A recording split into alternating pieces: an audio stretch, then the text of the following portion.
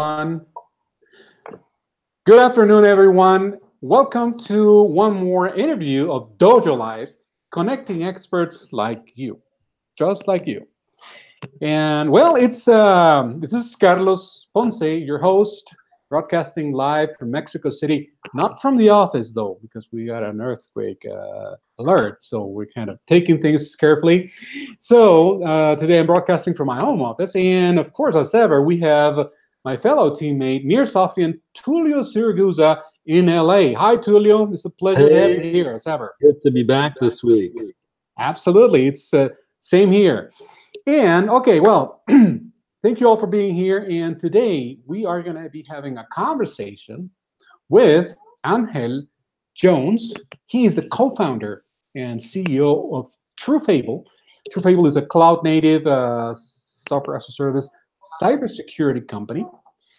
And it's a pleasure to have you here, Angel, and it's an honor as well. So welcome to the show. Thank you, Carlos. Thank you, Carlos and Tulio. Thank you for having me on the show. It's a pleasure to be on. Absolutely. Likewise.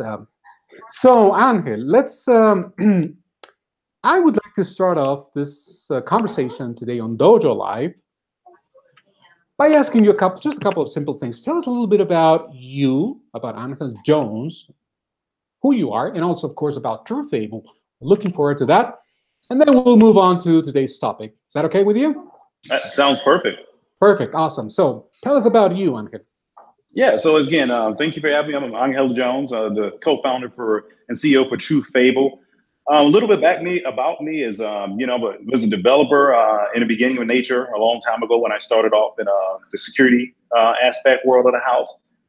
Started in the cybersecurity world in the military. I was in the U.S. Coast Guard before they actually considered it cybersecurity at the time. And then worked through my ranks on through the government, working as a cyber special agent, catching bad guys and hackers and trying to figure out how to, secure our government networks. And then from there, worked in a little bit of the private sector. Most recently was with PwC running their global cybersecurity program there. Within between that stint, actually, I had a first entrepreneurial taste of entrepreneurship by forming a company with one of my good friends, and actually is an advisor to truFable now, called Refense Technologies, which we were it was a network security company that we were purchased 3 years out by a private equity firm. So that gave me my first taste in entrepreneurship. From there, I went and finished my time in with the government, military, and here I am again back into the entrepreneurship spirit with myself. So, but that's my background. Cool. Always great to talk with fellow PwC alumni. Yes, that's right, Tulio. Cool. So, okay, Angel, can you tell us a little bit about truFable? Tell us about your company. Sure. So, truFable, we're based in Austin, Texas. That's where we're founded. So we're pretty much a developer-centric cybersecurity platform. Okay. So our game is to save, organizations between 20-40% off their cloud-native application development by bridging the gap between DevOps and security, right? So what we found and what we started with is we were actually offering service. We're a services company beforehand, providing DevOps transformation, injecting security and SDLC lifecycle for companies who needed help, pretty much trying to, how do we get to DevOps? How do we get to continuous integration and continuous development? And that's how we started off. And during that process and what we found out in truFable, we were getting the same questions back and forth from my clients. And that was, well, how do we inject security in here? What is DevSecOps? How do we secure our Docker containers or Kubernetes cluster? What do we do here, right? One of the surveys that we found that came out by Synopsys was 48% of developers know that their security is important, but they don't have time. And that's what we're getting from our clients too. So my co-founder and I, Brett Stewart, we got together and we looked at each other and was like, well, why don't we just build a SaaS solution that integrates all of their problems and questions into one pretty much umbrella? So we started using that in-house internally as we onboard clients. We would send them through our SaaS solution and see exactly, fine tune it, how it would work, how would the developers like using the tool set. And here we are now with truFable, basically So we're launching our, commercial SaaS platform, self-service model subscription that you can go on our website and purchase at the end of the month and actually use our technology basically in your DevSecOps environment. That's absolutely great, and thank you, Angel, for elaborating on what truFable is. And finally, before I pass on the mic and the spotlight to Tulio, tell us about why you chose this particular topic of today's conversation, which is securing modern cloud-native applications, or empowering developers to be a cybersecurity's first line of defense. That should be interesting. So tell us about that, please. Yeah, why did you choose it? The great topic. Again, doing our research and building our platform and product. Every customer or a company now, of course, what we call securing or modern cloud native application development. You got the containers, you have serverless now, you have the Kubernetes for cluster management. So you have all these new terminologies, and because continuous integration and continuous development. How do we build, ship, and deploy applications faster? But most of the time, all of the time, security is missing or is an afterthought, right? So again, this is why we developed our platform and what we thought about. Hey, how do we secure now the new modern way of developing cloud native applications, right? And how do we do that by making developers, the first line of defense for cybersecurity, which developers are, if we look at it from that perspective. So this is the topic. That's why I chose the topic. This is kind of like a problem that we're trying to solve, ourselves in truFable, which we think we do solve with our, pretty much, like I said, developer-centric SaaS applications that developers can use. Okay, thank you so much, Angel, for elaborating on the topic. So, Tulio, I'd like to pass on the mic to you. I'm sure you have great questions, so I'd like to start off. I have a million questions. The first one I have is, what gave birth to the name truFable? Please elaborate on that. How did that come about? That's a great question. Yeah, thank you very much. A funny story at that, right? So again, my co-founder and I, he's a developer by heart too, a great developer. And myself being a developer back in the day, we were sitting here talking, trying to figure out what a company name, for our SaaS platform, since we're moving into that, whole arena for cybersecurity. It's like, well, what name can we think about? So one day we were just sitting, having a coffee and a conversation, and we were telling stories, war stories, as when we were developers, and I was giving a story like, yeah, I had to complete this one job, and they needed it real fast. And I just downloaded an open source package that I knew that did it for me and just popped it in there. It's like, hey, I'm done, right? So I'm like, but I never paid attention. It was, secure or not, blah, blah, blah. So I told the truth that the project was done, but there was a story behind it. And then the light bulb went off. We're like, truth and stories. So truFables. That's how we came out with it. So I love it. I love it. We were like, all developers have those stories. So like, yeah. I love it. I love it. Completely abstract. I love it. So I'm curious to find out who are your customers? That would help kind of get an understanding a little bit about the product itself. Who's the actual customer of the product? So the actual customer, we are targeting developers. Those are really our customers, right? So any shop that has a development team that's looking to start developing this modern cloud native application world, whether it be container, serverless, or to Kubernetes side of the house, developers are customers. What we found was, like I said, dealing with some of our customers, whether there be so let me take this. Some of our customers are actually development shops like you all, right? That's looking to, hey, we want to build, ship, and deploy these applications fast for our clients because we got them coming in. So how do we do that more efficiently and put security in there?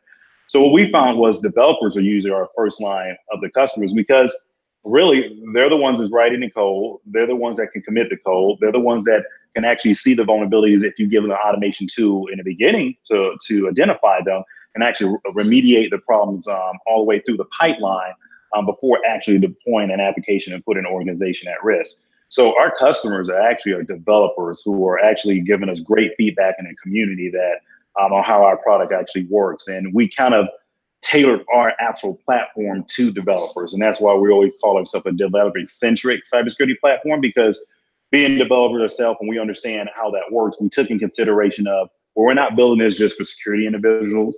We're not just building this just for, CTOs or CIOs or CSOs or security analysts. We're actually building our platform for developers to make their life easier and empower them to actually run their code securely and develop applications securely. So, okay, so as a developer, I'm a user, and I'm also a customer, but who's buying it? Am I buying it direct, or am I going, or is the client like a dev shop like us? Who's buying the product? So buying a product, basically, it ranged from quite a few, actually. We have quite a few startups that actually has been buying our product. And that's actually to help them speed up their process and kind of eliminate hiring a huge DevOps shop, because they don't have the funding to actually do that, right? So we have startups that's buying it. Other customers are developer shops that are buying it, developer agencies that are buying it, and medium-sized organizations that are actually looking at the SaaS solution actually to help them, again, more efficiently run their development lifecycle operations when they're moving into this continuous integration, continuous development environment. So that's who's buying it now. We haven't targeted the enterprise as of yet. Like I said, we're still a startup, so we know where to start from. So we want to make sure, our startup community, developers, developing agencies that we work with, those individuals that's looking to migrate to a develop DevOps kind of transformation or DevSecOps transformation, as we add in there. Though that's who we target at that in the beginning. And that's what we've been seeing. Cool. So just help me and the audience perhaps understand, what's the difference between how it's done today and what you're proposing, right? If I'm building an application, is the security an afterthought that I bolt on later, versus with your platform, I'm actually building it with the security in mind from the beginning? Can you help us understand that a little bit better? Perfect. Great. How it's done today, and that was the issue, now that we see with clients. So of course, they run through the process of building the application. And like you said, the afterthought is security, right? So, hey, the application is built, all functionalities is there. We're ready to deploy and go in production. Oh, by the way, did someone look at security? Well, it's already out there now as a web app and with vulnerabilities that's exposed, right? So with our platform, what we're doing is saying, hey, as you're building this application, let us go ahead and identify any vulnerabilities that you may have, right? With either by scanning your code, scanning your Docker file, looking at your infrastructure in that piece, right? Your code and your infrastructure in that piece before you actually deploy it in production. So therefore, once you go ahead and put that on a production, you know that you're not putting yourself at risk, right? So we catch it during the pipeline lifecycle, right? Now, how it's done today, it's an afterthought, and look at all the breaches that occurred now. We can go back from either Equifax or anything that's current now. That's where it's at, especially in the open source market. We already know that developing application, we use a lot of open source libraries and packages. A lot of our customers that we dealt with didn't even realize they had open source tools that was in their code and application that they're developing, and we found vulnerabilities in there.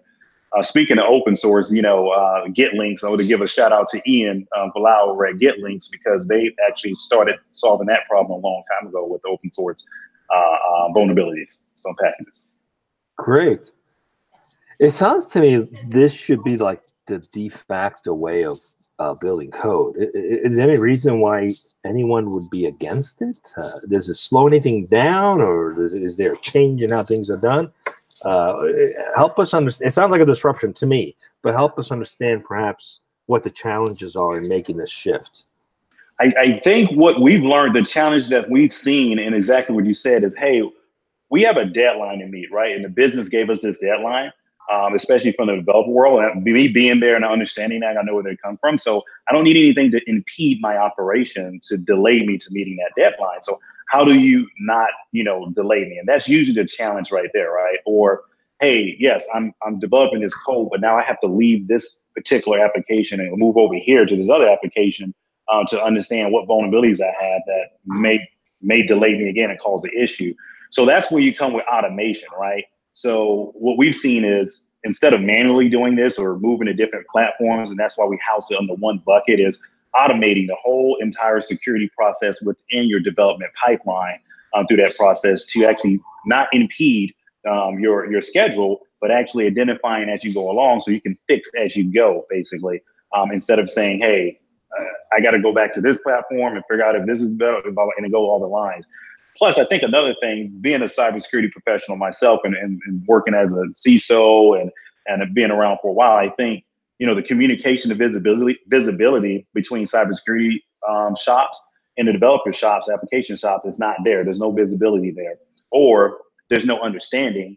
And so cybersecurity professionals go and tell the developers, you need to do X, Y, and Z. And they're like, either they don't understand it, or they're like, this is going to impede my operation. So give them a tool, and that's what we're trying to do. Give them a tool so they can be successful, so they can actually be the first line of defense in your cybersecurity shop, and move on from there. So, but yeah, this is what we're seeing now, and this is where we're at. So it's totally different, a different climax here.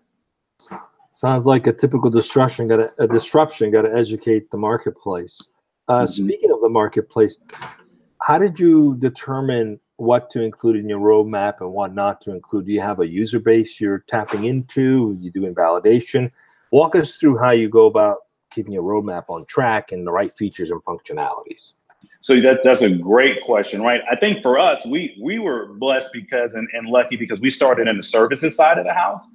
So we were able to tap into our customers we're providing services to in the beginning, and actually, again, quiz them and ask them questions. What would you like to see, especially on the developer shop, right? Really working with our developers, senior lead engineers, CTOs. What are your shop? What are you missing? What do you like to see in a product that provides this type of power and information to you? And we took that information from there, and that's how we start developing our features and kind of, prioritizing them as we go along. So really, like I said, working from the services side and having customers from that end and understanding what was their problems and understanding what feature really made sense to help our product along. That's how we started developing our roadmap. So, we have 1.0 that's rolling out at the end of the month, like I said, on our website. But, 1.1 is soon to follow within, 45 days, and 1.2. So we're kind of the agile continuous integration deployment method too as well, but rolling out features as we deal with our clients and customers, basically. So we really listen to our user community, which is developers, and they're having a headache on this, then okay, let's see if we can make that easier for them. Are there any workflow tools you're using to keep the sort of workflow on track? Anything in particular you want to share that's working for you? Yeah, I tell you what, and this would be a great advertising for them, but we use AHA. Exclamation point, AHA. That's a great road mapping tool that we use. We can control our releases, features, know what features are more prioritized, and actually puts things in a parking lot, as we call it, to say, hey, that may be for 2.0 way later down the road. But AHA is what actually keeps us honest and pretty much in check for our whole team. We love the product. It integrates with Jira and some of our other internal tools that we use. I like that name. It's like aha moment. Aha, right? Yeah. Aha, missed that one. Okay, cool. Hey, Carlos. Julio, can I interrupt for a second? Is it time for our time for questions? Awesome. Okay, but you know what to do, right, Julio? Well, first I want to just say this is the ultimate cyber secure chatbot that we have developed, Angel. You ready for it? I'm ready. Let's see. You cannot hack this chatbot. It's impossible. Or you cannot code either. It's integrated with Twitter. I coded it myself. Okay, ready? All right, I'm gonna turn it on. Ready? Okay, here we go. Boom. Okay, guys. If you have any questions for Angel right here on DojoLIVE, this is where you need to go, folks. Go here on Twitter. It's fairly simple. You know how to do it. Everyone knows how to use Twitter unless you don't. And so just go here, ask your questions on Twitter. We'll read them back to Angel right here on the spot, and he can respond live right now. Fully Twitter integrated chatbot. This is a new release by Nearsoft's Genius. And actually, I gotta hand it to you, Tulu. You did a great job on this one. So we need to deactivate it because you're the only one with the red button. So go ahead. Yeah. See, man, that is what I call secure code right there. Yeah, right. Secure code. Unhackable. Unhackable. But I walk around. I tease my development team all the time, and I do the same. So I walk around. I usually put this sign up for them, let them know, This is what I need you to do with the code, guys. Keep it clean. I love it. That's a good one. Keep it clean, guys. Let's go. Speaking of keeping it clean, what keeps you up at night related to your growth, the platform, the market challenges? What keeps you up? Actually, and just me being a cybersecurity, little geek here, really what keeps me up is really, web application breaches, these breaches that goes on, today. It affects all of us, right? Depending on the company size, what they're housing, whether it be a healthcare company, whether it be a credit, company, whether it be a retail store, those type of things still keep me up. And that's what keeps me driving truFable to try to understand how to solve these problems to, not only, help the business, but help the consumers as well, because now we're being affected by all these breaches because of, simple vulnerabilities that we could have, plugged and caught a long time ago. So that actually truly what keeps me up at night still. Okay, so you say you're releasing version 1.0 with 1.1 following soon after. I'm curious to understand, what would you consider like a leapfrog moment for your company? Like we've made it, here's where we are. If you were talking back a few years from now, where would you be? So, that's a great question. I think for us, the number one thing is really just to get the community involved, and that's our developing community, just to love our product and really understand that it helps them through do their day-to-day process and helps pump out secure code that's out in production on the web that's out there. If we can get that feedback and really lock down the community on that way, that's an aha moment for us, and that's a something that we could be really proud of. I say another thing, and this is leading to the future. I talked about our features and product. Another thing that we're working on and that we're going to release, and really I think this is going to really make a difference in game changer, is really using machine learning and artificial intelligence to speed up detection and response on certain things for code, especially on the serverless side of the house, right? Serverless, again, is making that traction and getting out there.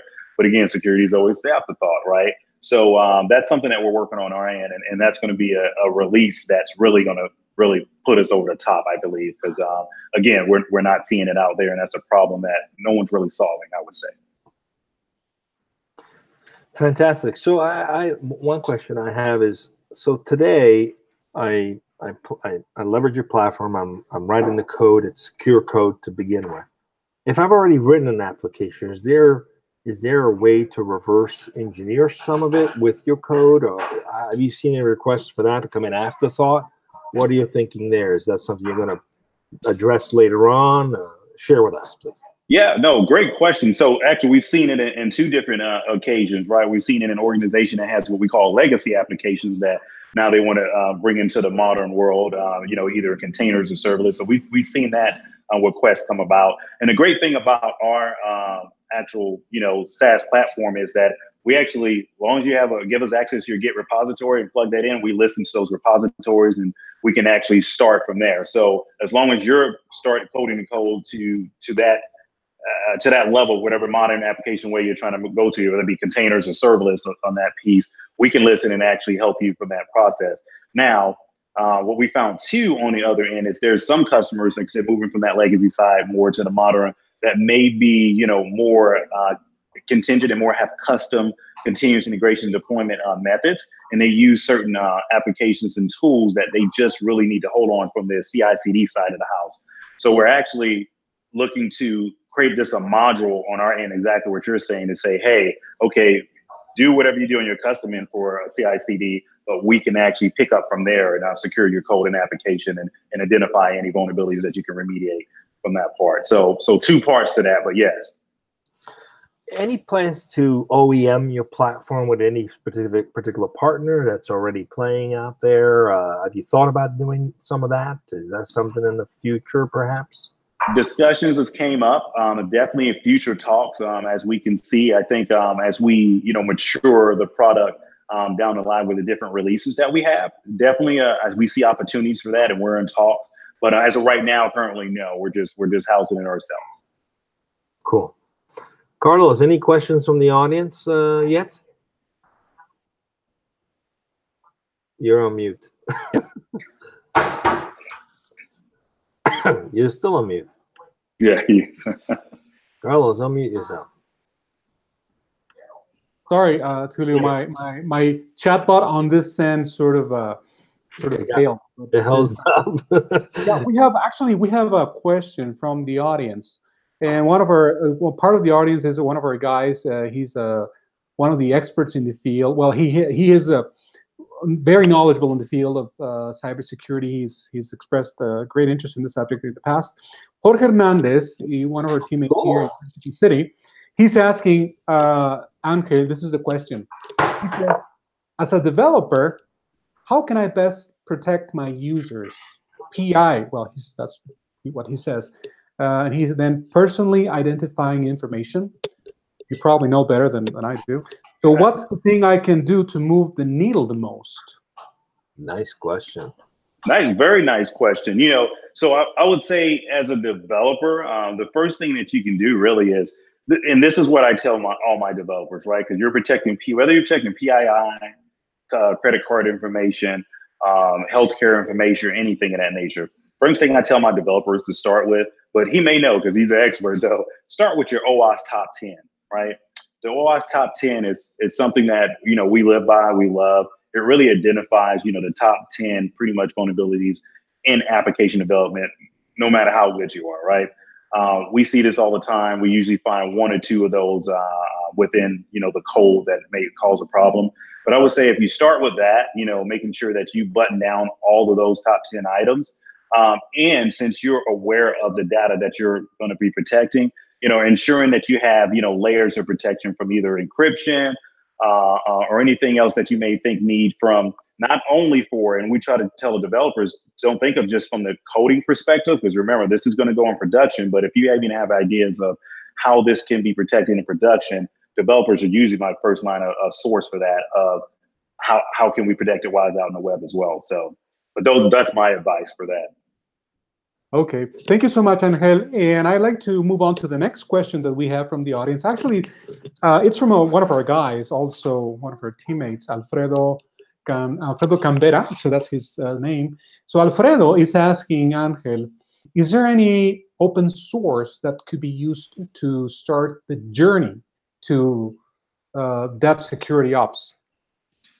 Yes, they are. And I will say this. I would save that for my co-founder and CTO, Brett Stewart, is doing a talk on that next Tuesday on the 28th at OWASP. Actually, that I can send links to you, Carlos, so you can have. So I don't want to steal his thunder on that, but there is open source that you can start that. And he will be discussing that basically. Perfect. There you have it, Alfredo. And those are the only two questions I have from our guys, Tulio. Thank you, Jorge, and thank you, Alfredo, for your questions. Back to you, Tulio. It's great to hear from guys speaking the same language, huh? Yeah. It's amazing. Time's almost up, but I have just two questions for you. The first one is, if you had to start over, would you do anything different, and why? Yeah, I think that's always, especially when you're developing a product for the first time and really introducing it to a market, especially a market that's new within itself in cybersecurity. You always go back and think about it. So I would think the first thing we would go back and look at is really, in the beginning, we looked at the wrong customer or wrong target community. I think, we were assessing another group of individuals, and that, like I said, that's more on the security side of the house. Not understanding that, and we should have known as being developers that, they may not be the actual front line of defense, really. It should be the developers, right? So really just starting back, redoing a survey, taking our time and really just doing a survey and asking, okay, where does this problem really exist at? Where does the heartburn, and where can we start at? That would be one thing definitely we would redo over again. That would have sped up some more time and we can release the product a lot faster, let's say that. So. Nothing like Monday morning quarterback, right? Exactly. It's a great lessons for any other CTO or founder. Take those notes for sure. And speaking of great lessons, one last question I have, and then unfortunately we're out of time. It's always funny how time goes fast. I'm sorry. I think we have time for one more question from the audience. Yeah, let's do it. Okay, cool. I'll leave mine for last. Oh, yeah. Okay. We have a question, and these questions are coming from Twitter, by the way. And this is from I don't have the name, but it says Locom Daniel. So whoever you are, thank you for sending your question. So he says he's asking, if I am a developer interested in the cybersecurity field, where should I start? Where could I start? Great question. That is a great question. And I tell you, that's what we start all of the developers with too as well. So one thing I would say to start with, and I'll say it again, period. Look at OWASP, right? OWASP is like our Bible for application development from the security side of the house. It's free, right? It's a great foundation. Join the meetings, but you can start there. That's your first foundation on application security as a developer.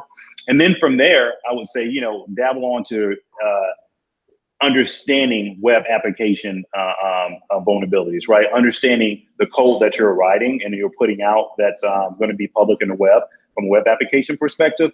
Start diving into that world, right? We find that developers just write code and they just put it out there and saying, hey, that's what we were supposed to do. We put it out there and that's it, and forget about it. They just throw the code over the fence. Start understanding exactly who's your audience, what exactly are you deploying, understanding the technology that you're deploying it on. And again, great open source free tool that's out there is OWASP. OWASP has a couple of open source, actually two. OWASP Zap is another one to help you do web application scanning. So once you start understanding that and work your way, I would say, from even the web application and all the way back into the code, you would make yourself a much better developer from a security aspect when developing code. Just those little tidbits. And our guys do it every day. Excellent. So thank you so much, Angel. And Julio, those are all the questions that we have from the audience today. Great feedback. Really appreciate that, Angel. I have only one last question, which we ask a lot of our guests toward the end. And that is, any words of wisdom you'd like to share with the audience? Your journey as an entrepreneur, as a developer, challenge with putting a product out in the marketplace, disruptive. Any words of wisdom you'd like to share with any other potential entrepreneur or developer? Here's your opportunity to do so. I would say word of wisdom for, the audience is, don't be afraid to be a disruptor. I think that's the key. Of course, and I think Tulio, you mentioned, and Carlos, what we're doing is it should be the de facto, but it's not happening now, right? So just because it's not happening now doesn't mean we can't change the mindset of our community and individuals that's out there. But it usually takes that one brave person to start doing that, right? And not take the de facto standard of, oh, well, this is how it's been done for years and we're going to keep doing it that way. So don't be afraid to be a disruptor. If you have an idea that just because someone's not doing it or someone's doing it similar but not exactly what you're looking at, take that leap. Do your research, your market research. Find that community base and user base that you want to identify and target, and really solve that problem. No matter if the problem's not being solved now. That's how we should look at it from an entrepreneur perspective. Well, Angel, thank you so much. It's been a real pleasure talking with you today, and I've learned a lot about cybersecurity. Thanks for sharing that with us, and I enjoyed talking with you again. Thank you, Tulio, and thank you, Carlos. I really appreciate the time. Oh, absolutely. It's been our pleasure, and the only thing left for me to do, Angel, is simply to thank you for having been with us today. And as far as I'm concerned, I think every time that I get the chance to be in front of an expert in specific fields, like in this case, cybersecurity, then I need to keep my eyes and my ears open, because it's a learning opportunity for me as well as a non-engineer. So in that sense, well, again, here's a big heartfelt warm thank you for you. And Tulio, again, thank you as ever. And finally, just about next week, by the way, just a quick announcement before we let you go. Next week, we are going to be speaking with we have Uwa Agbonil, the CEO and Chief Software Architect of a company called Solutaries. I am, to be honest, guys, I'm yet to receive from our guest the chosen topic, so I don't have it yet. But it'll be on our website, dojo.nearsoft.com. So keep an eye for that. And of course, all across social media, it'll be out there soon. As soon as I get it, you'll have it.